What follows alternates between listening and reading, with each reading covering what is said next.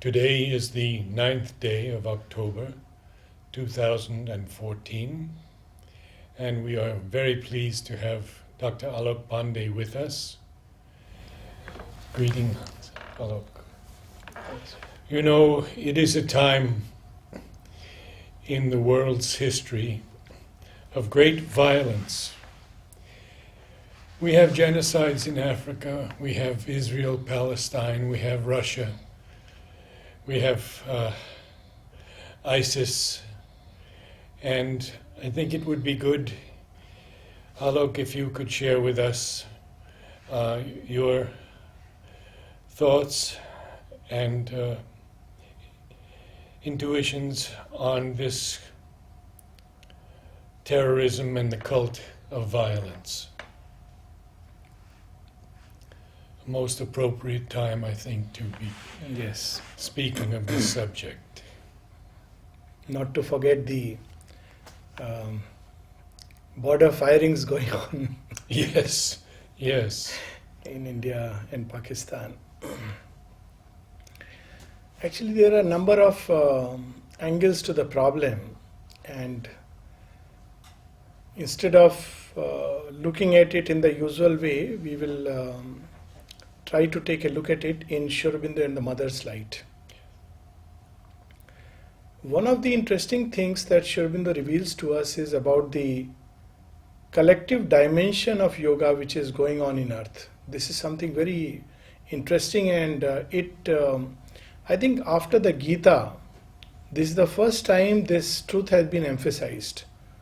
The Gita speaks of the collective march of mankind, and just as there are individual forces which help or hinder an individual's evolution, so also there are cosmic forces which help and hinder the collective evolution of mankind.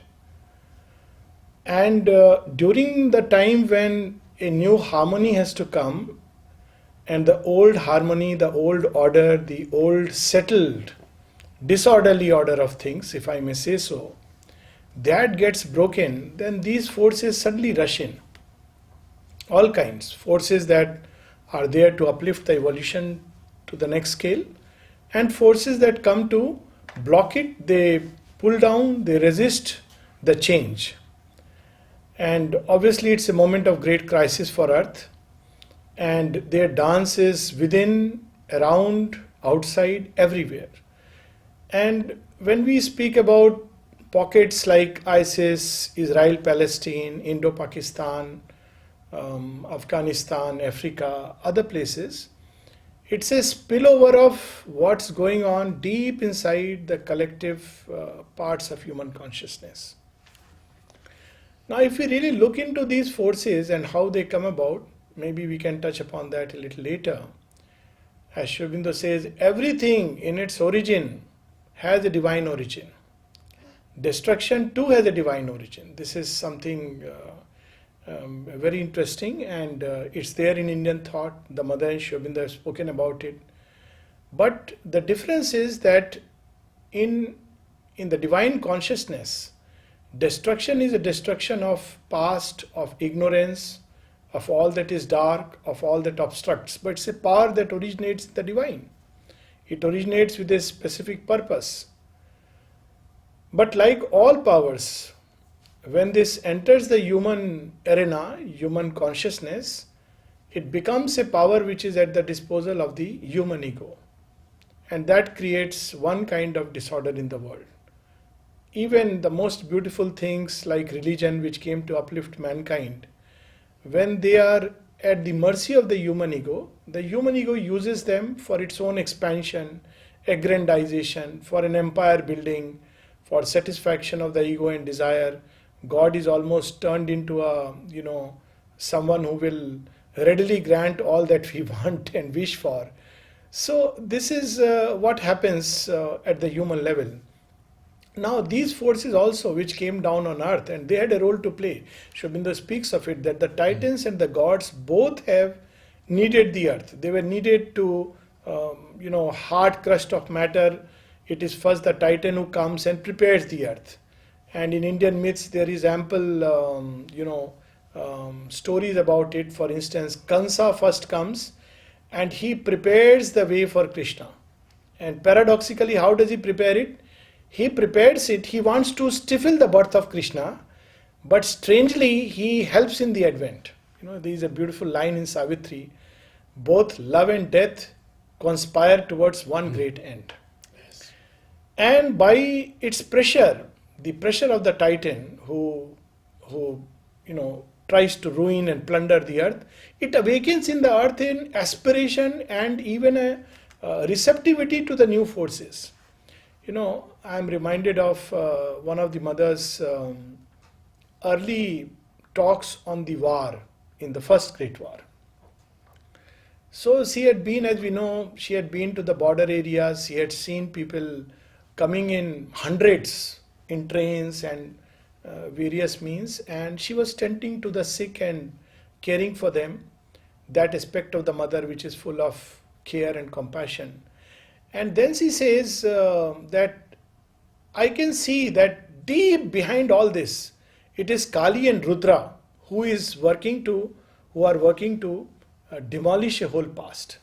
But at the same time, I see that these forces go out of control and what they become in the human consciousness, and how even their action after a point of time begins to go overboard. And we have myths like that where Kali goes overboard in a destruction and somebody else has to step in. The divine has to step in to stop. And we know how Mother had to step in when Kali was going on destroying Paris. At the same time, she says that because of these effect of these forces, these soldiers who have valiantly fought on the battlefronts, they have become extremely receptive to the divine consciousness. And just a little opening and they are ready to respond. So this process that is going on upon earth is a form of yoga, and therefore it's a very, very complex process, and defies any oversimplistic understanding that there are some bad guys out there and there are some good guys.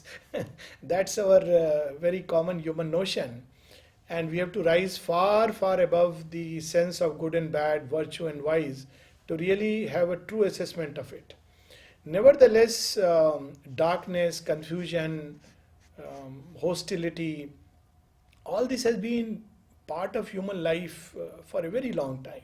Sri Aurobindo says that war and rapine and murder and slaughter has been human beings' pastime. And if we look just a few hundred years back, what to speak of human beings? Prophets were not spared.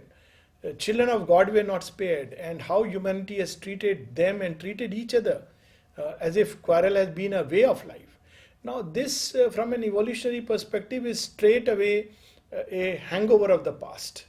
A past which, when we were just little animals beginning to grow into humanness, the crocodile, the dinosaur, or the ghost of dinosaur, they were there in human consciousness, and it was a way of life. I mean, when we look at the life of the gladiators or the kings who took arbitrary decisions, massacred people for just to expand their empire, in India at least there is a record of such things. For instance, Parsuram, who has to demolish an entire clan of Kshatriyas because they were power hungry and to destroy, to meaningless destruction. I'm speaking of that, the kind terrorism represent. It was just a way of life.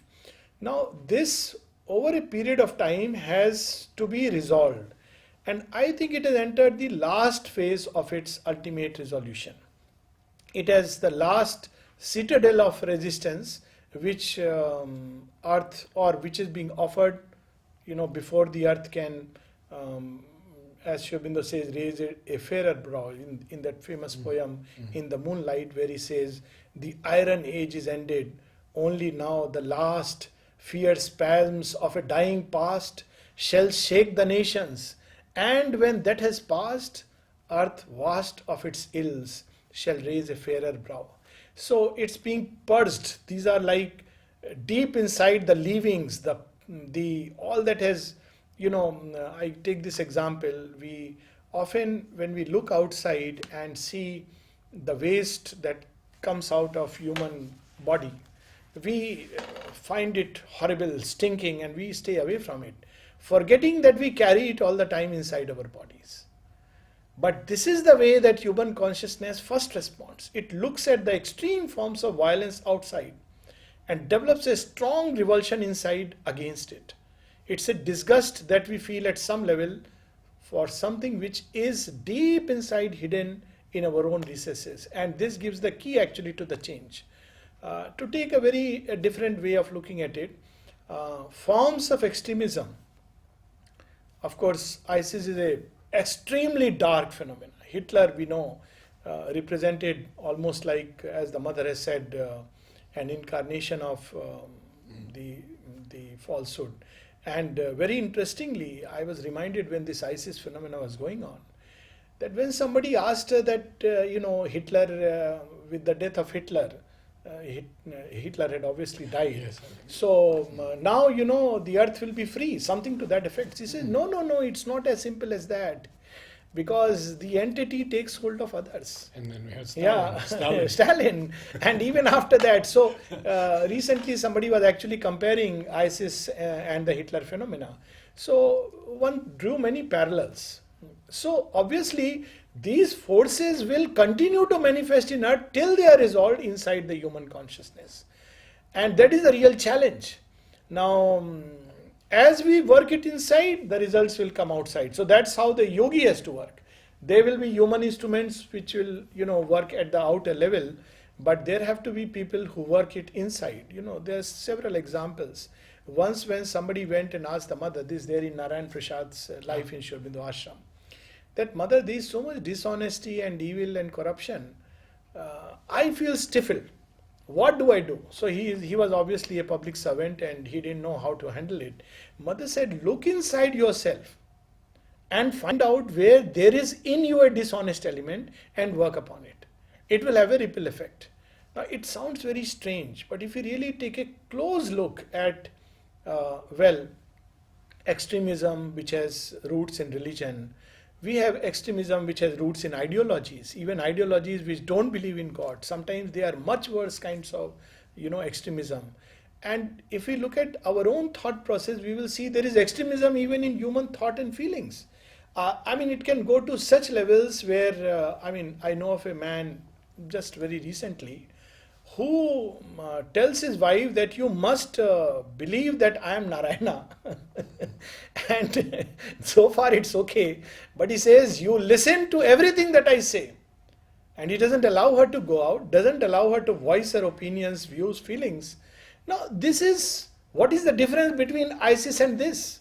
It's a matter of degree. But if you look at the root phenomena, the root is the same. Yes. So now, because of the pressure of the yoga on the earth consciousness, because it has to undergo a change, we see this emerging outside as a spillover. It's the poison. And there are two interesting stories that come to my mind with regard to this. One, of course, is a story which is from the Indian myth. In Sagar Manthan, in the churning of the great ocean, the titans and the gods come together. And interesting part is that before the nectar of immortality, the extreme poison, Kalkut, that comes out. And it's so poisonous, its fumes, that even the gods can't bear it. The titans can't bear it. Titans hold that poison inside them, but they can't bear it. The gods too can't bear it, and they all run. And it's only just few human beings, not human beings, rather few creatures, the snakes, they absorb it, and Shiva who absorbs it. So what these snakes are, these hostile beings and asuras who have actually swallowed this poison and are vomiting it out. And Sri Aurobindo says something very strange, that they have done a very, they have swallowed this bitterness inside, and to that extent they have become pockets and reservoirs who have swallowed it inside them, and a lot of earth is free of that. So that is one kind of look at them. That doesn't mean one has to sympathize. Obviously that has to be destroyed, but destroyed with a luminous understanding of the ways of God's working. And then Shiva drinks the poison. Right. One more story and then we'll... Blue-throated. Blue-throated, that's right, Neelkant.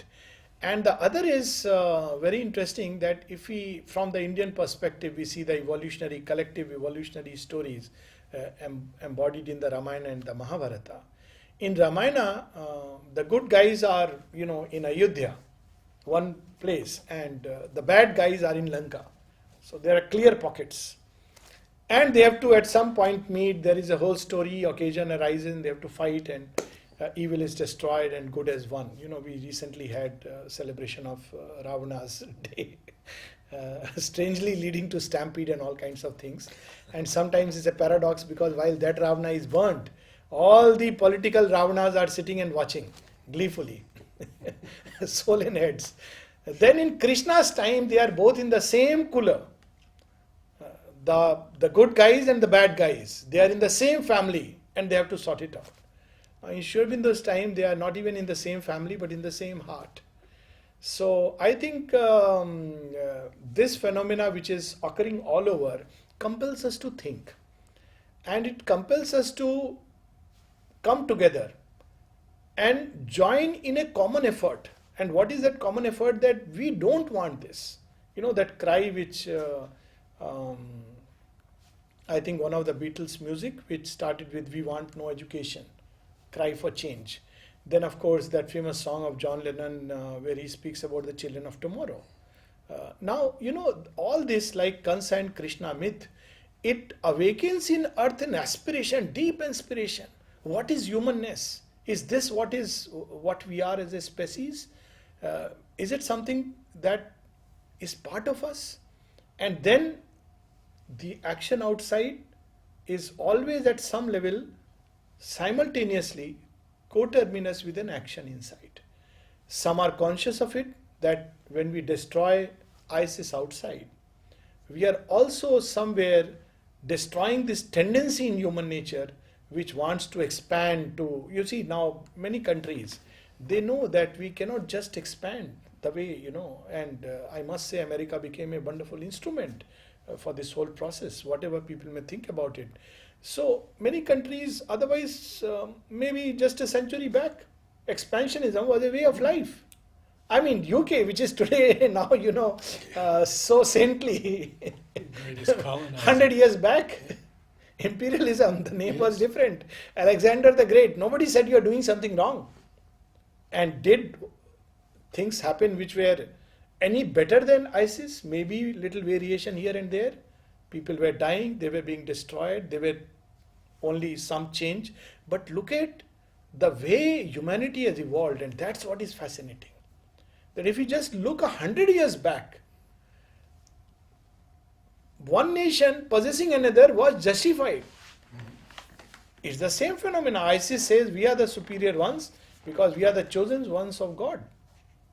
But a similar phenomena was taking place with United Kingdom. Of course, few voices were there which were beautiful voices, taking many nations under its wings under the same logic. We are superior and therefore we have a right.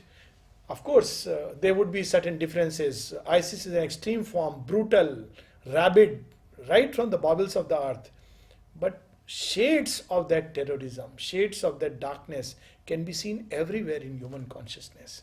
And I think the fact that they have come out so much in the open, unlike those times 100 years back, today humanity in its large bulk is rejecting it.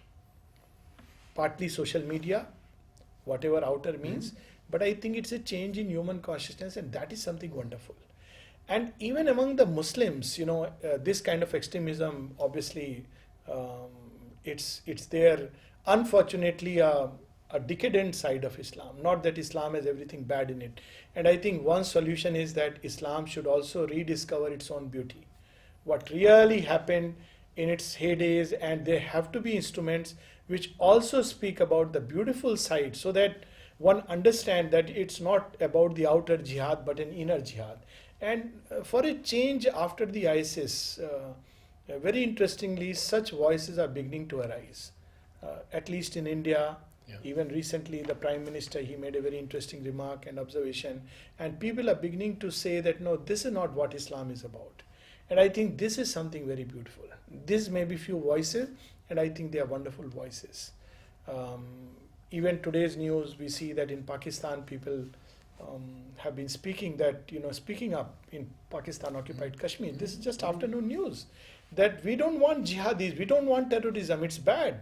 It is not done good to us. It snatched away our.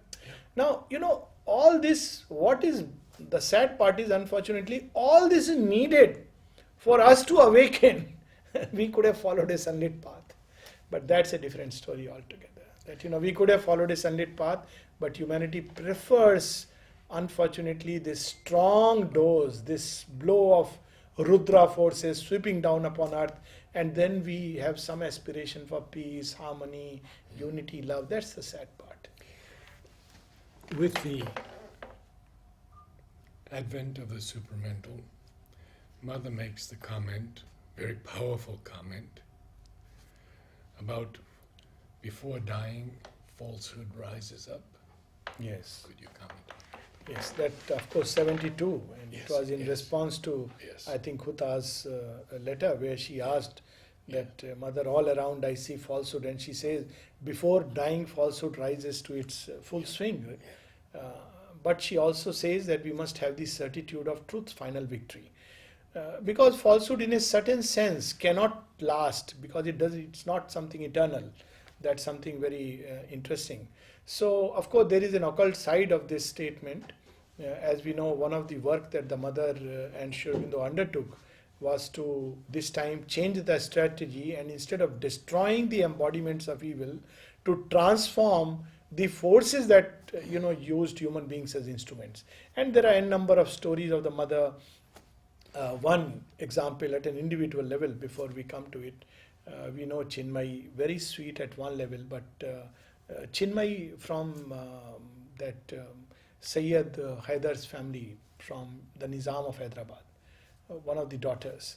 And a wonderful girl at one level, very sweet, very gentle, but at another level she used to harbor these strong destructive impulses, would want to push the Mother, and when somebody asked, why do you tolerate her? And Mother said, if she goes out into the world, it will be a far greater havoc. So she brought these forces near her, and with what compassion they dealt. This is just an aside, but just to show how Mother and Sri Aurobindo worked. Mother says once and once only, Mother had slapped her, because it was to drive away these forces. It's not obviously her slap is Mahakali's grace. That's how Amrit and others received it. But Sri Aurobindo said, and Mother speaks of it in the agenda, you ought not to have done it. And then she gives this example of Sri Aurobindo's compassion, how even towards this he was compassionate.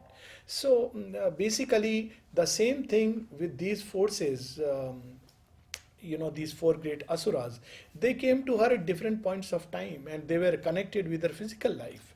Some of them surrounded her very closely, and she had taken upon herself to convert them. Of course, she speaks about her own life also, yes, and how one of them was closely connected, and in spite of his trying to do all kinds of things to her, she still wanted that he should be converted. And there is a touching prayer of the Mother that since man refused the meal, and that prayer refers to this being and this man who was an embodiment of this asura, and he refused the conversion, and the Mother offers it back, and she says, I had given my promise to the Lord, she says, to change him. But nevertheless, she continued this effort.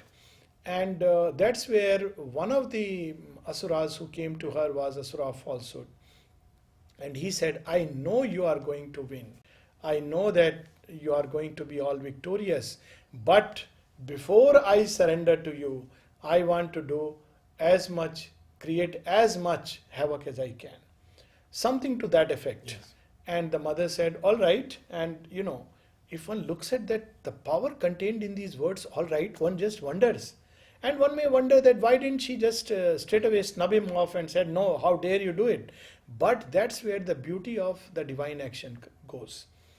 Sometime in the ashram, we have a disciple asking Mother, Mother, so and so, why do you allow him to be here? When people come here, they misguide them, saying all kinds of things, and yet you have kept them here. Mother laughs and says, yes, it is a test of people's sincerity. Will they stay even after that? Now, that all right, it is with such a force of almightiness. As Sri Aurobindo says, only the omnipotent can afford to become weak. Now, who will become an instrument? those in whom that concealed possibility is there. What happens when they express this possibility? They bring it out in the open, they vomit it out, they get relieved, and there is a chance for that to be worked upon. So I suppose when she allowed this falsehood to have its free play, that's what is meant by rising to its full swing. And why she wouldn't destroy that also, she said, my child, if I were to do it, the earth would be destroyed, because who among you can say that he or she doesn't have some trace of falsehood? So that is the other problem, that to destroy falsehood at its roots means the whole earth would fall flat. So she has allowed this time the play to reach to its utmost brink.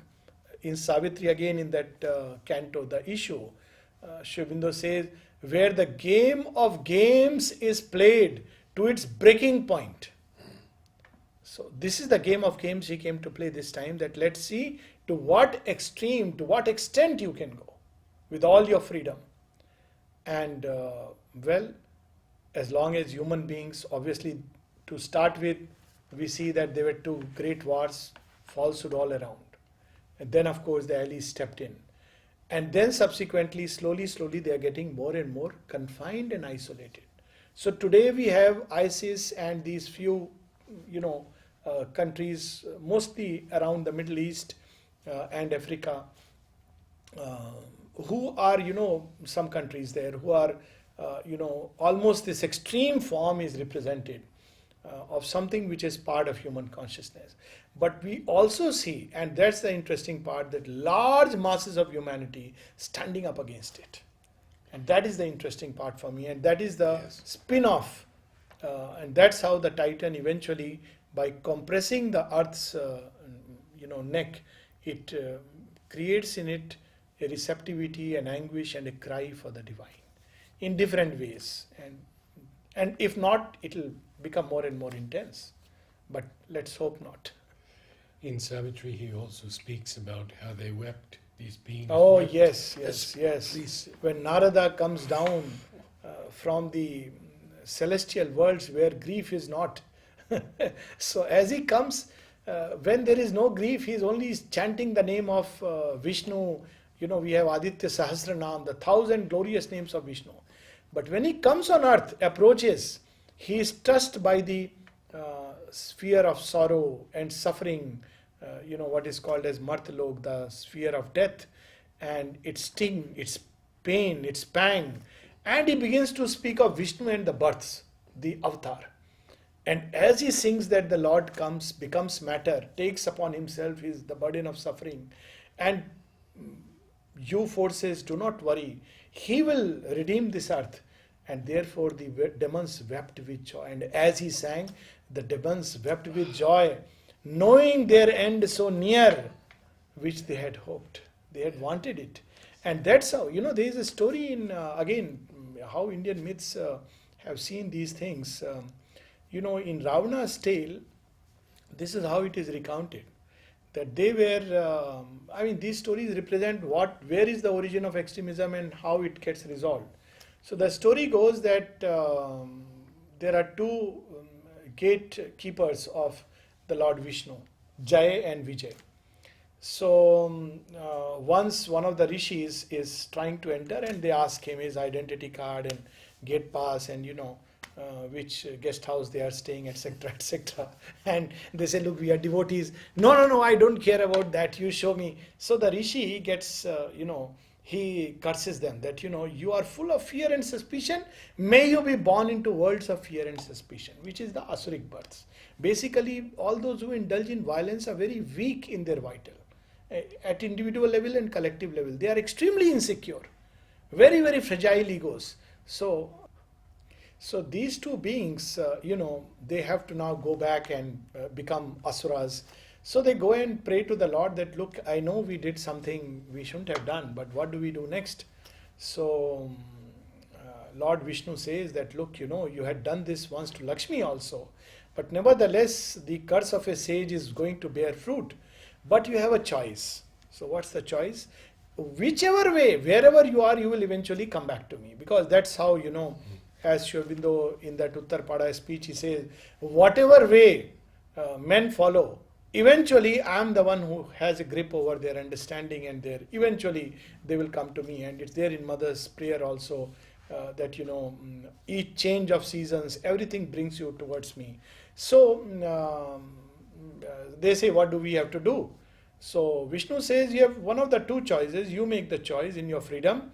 One is the path, which is the path of the gods, which will take you 7 births. It's the path of fulfillment, evolution, transformation, change and fullness. The other is the quick path, where in 3 births you will come back to me, and it's the path of negation of the divine. And they choose the shorter path. So they become in 3 consecutive births, Hiranyakashyap and Hiranyaksh, then Ravana and Meghnad. Some people say Ravana and Kumbhakarna, and then Kansa and Sishupal. So they are born, and the interesting part is they oppose the divine plan, but strangely, by opposing the divine plan, they draw it closer. So to that extent, these forces which are at this point active upon earth in their extreme form, they are bound to eventually get dissolved and go back to the Lord. But this dissolution, they have chosen an extremely violent form which draws in a higher form of grace. See, this is also there, that the greater the darkness, the greater the grace that comes to annihilate it. And if we look at things from the perspective of darkness, everything is bleak. If we look at it from the perspective of light, we would say that the more extreme the darkness, the closer the dawn.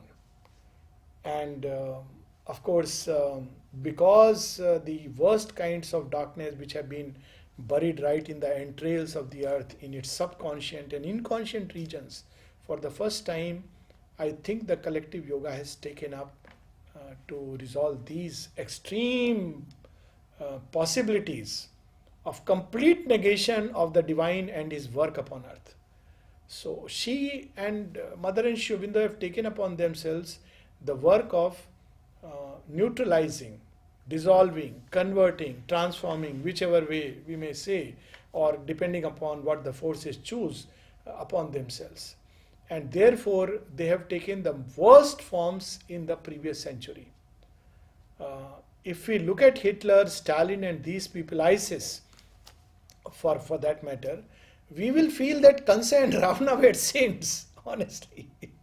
Or all the stories of the past of the Titan and the devils, they look very saintly beings compared to these fellows. So they have come in an extreme form, because also at this moment, this is the extreme grace, the very highest grace brought down by Mother and Sri Aurobindo. And because it is there, there is the certitude of the ultimate victory. Because they don't want to leave it for the future. Everything is hunky-dory for maybe 1,000, 2,000 years. But even a trace of possibility remains in the human consciousness or in the earth consciousness. It will come up again. And it will topple everything. And that's why Sri Aurobindo had asked the Mother to dissolve the overmind creation. Because even at the plane of gods, there is that remote possibility of the Asuric element creeping and reaching the heavens, reaching even Kailash, reaching even Vaikunt. These are the worlds of the overmind. But still it can reach there and create a disturbance. So this time they have brought the highest grace. And of course the Mother has spoken of this, that now there will be no more, 6 times the earth had to be dissolved, because it couldn't bear the pressure of these dark forces which will plunge it again and again into extreme forms of darkness. But this time she has assured us, and yes, there are plenty of signs. Maybe some other time we can speak about the signs of the new emergence, which indicate that now they are nearing their final resolution or dissolution. And so this time there will be no pralaya, but a progressive transformation. Because the reason for pralaya is the same as individual death. Individuals die because we cannot follow the terrestrial becoming of the universal self. So our bodies, our minds, it's not able to cope up with the change. And the same thing happens at the collective level, that we are not able to cope up with the great flow of the time spirit. And therefore, civilizations, groups of humanity, nations, they sink into oblivion. And Sri Aurobindo said that all that cannot bear the change is bound to perish and dissolve. So it will happen that many of these forces, groups will emerge, and they will be wiped out from the face of the earth. And the forces that they embodied, that's what is the important part, which is the unique part, because wiping out has happened earlier. But the forces that they embodied and inhabited, they will be dissolved or resolved through a transformatory alchemy. And therefore there will be no more pralayas. Of course, changes will be there, great changes, maybe massive changes, unprecedented changes, maybe groups of humanity suddenly vanishing, but no large scale pralaya where almost the entire earth or entire humanity had to be wiped out. So that won't be there. Mother did say that the future of man was not decided yet. In fact, she says, Sri Aurobindo left it hanging, and I can very much say the same. But what they said is something very interesting. She said at one point of time, the future of man is not decided yet, but they also said, but the earth will be saved. Yes. Which means that what it means when we put the two statements together and other statements of the mother, it means that there is a section of humanity which will become more and more open and receptive to the new light. It may or may not recognize Sri Aurobindo and the mother, or call them as avatars. That's not what is important. That's a privilege of those who are really very, very privileged and fortunate. But that's not what is important. It's enough to have aspiration for peace, for love, for unity, for harmony, for beauty to manifest upon earth, for a terrestrial perfection. And there are people who are open to the new forces who will be taken up and integrated with the new being. Now, what is not decided is what happens to those who cannot be thus integrated. Will humanity collapse? But the problem with that is the mediating link will be lost. So later on, I don't remember when she said this, but this is after 62. She said she had suddenly a vision of humanity and what's going to happen. So she says that between those who will be taken up and integrated with the forces of new light and new consciousness and will evolve into a new humanity, and that part of humanity which has become like an abortive attempt, which is going to be disintegrated and absorbed back into the animal, they will emerge a new humanity which will be far more harmonious and beautiful.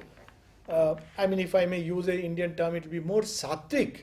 It won't be spiritual and supramentalized, but it will be very, very open to the spiritual and supramental light, and from there, beings will be picked up for the new race. Which means that between the animal and the supramental, there will be a beautiful layer of humanity buttressing the two. Almost a gradation. Gradation, rather than, as of now, a layer of humanity which, because of the mind, literally fell from the spontaneity of the animal to a far worse thing. So see, that's the problem. We say that it's a drag from the animal past, but in animal you don't feel that this is undivine. When a tiger even kills a man, recently, you don't feel it's an undivine act. It acts spontaneously, without any crookedness, without evil, without the will to destroy, without the will to injure and harm. But with the mind, the cunning, the deceit, all that has come in. So that layer is bound to disappear. But there will be a human link, but a much more beautiful humanity, which is not yet ready for the supramental, but will be like a beautiful buttressing layer out of which more and more will be taken up in the supramental humanity or the superhumanity of tomorrow or today. Well, we have many sessions on Savitri, Yes. but I think for me in book 11, Sri Aurobindo shows us that progression so beautifully. Yes. How the higher kind will Yes. lift up. More and more mind shall enter into the light. Minds lit, inspired, the occult sumner here. The borders of the ignorance shall recede. In bodies and bodies from different places. In bodies and bodies shall be kindled the sacred birth. And then toward the end he says, so beautiful magical lines, in fact, that whole thing, that this is of course the secret knowledge, Yes. and I think that would be a fitting, maybe a close to this, this aspect. When darkness deepens, strangling the earth's breast, and man's corporeal mind is the only guide, only lamp, as a thief's in the night shall be the covert tread of one who steps unseen into his own house. And then he speaks of a charm and sweetness shall open life's close. A voice ill heard shall speak, the soul obey. A charm and sweetness open life's closed doors, and beauty conquer the resisting world. And then it goes on, and toward the end he says, a few shall see what none yet understands. God shall Grow up, God shall grow up, while the while the wise men talk and sleep. For man shall not know the coming till its hour, and belief shall be not till the work is done. So I think we will, because we will have more occasions to touch upon this aspect, but so basically it is like, when we turn to Mother and Sri Aurobindo, it's a message of great hope. Everything ultimately leads us towards the divine. That's the beauty of, if I may use a much, much lower down term, their integral vision and integral philosophy. I hate to use the word philosophy, but their integral vision. And with that line of Savitri we can end. Both love and death conspire towards one great end.